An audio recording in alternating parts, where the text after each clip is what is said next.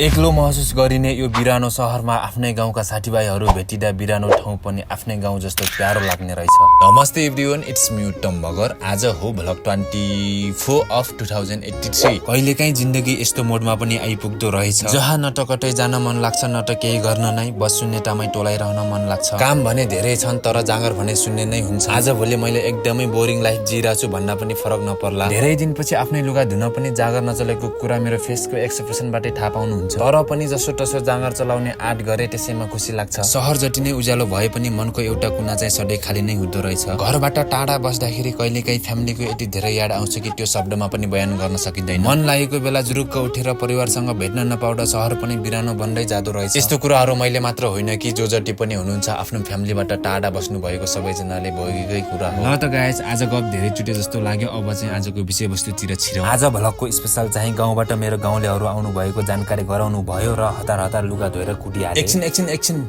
फेरि कन्टेन्ट खोज्न गयो भन्नुहुन्छ होला फेरि। तर त्यस्तो केही पनि होइन गाइस, मैले भिडियोको सुरुवातमै भनेको थिएँ एक्लो महसुस गरिने यो बिरानो शहरमा आफ्नै गाउँका साथीभाइहरू भेटिँदा बिरानो ठाउँ पनि आफ्नै गाउँ जस्तो प्यारो लाग्ने रहेछ। उनीहरूसँग टाइम स्पेन्ड गर्न त्यति धेरै एक्साइटेड थिएँ कि मैले क्यामेरा गर्नै बिर्सेछु। साथीभाइसँग रात भरेर अर्को दिनको 12-1 बजेसम्म फुल इन्जोय गर्यो। उनीहरू फर्किने भनेर बसमा चढिसकेपछि बल्ल याद आयो कि मैले त भ्लग गर्नै बिर्सेछु। तै पनि छोटो छोटो क्लिप्सहरू लिएर उनीहरूलाई गाडीमा चढाइदिए। ल त गाइस, यतिन्जेलसम्म जसले पनि हेर्दै हुनुहुन्छ धेरै धेरै धन्यवाद। एउटा लाइक अनि कमेन्ट चाहिँ गर्न नबिर्सिनु होला। भिडियोहरू मन परिरहेछ भने फलो पनि गरिदिनु होला।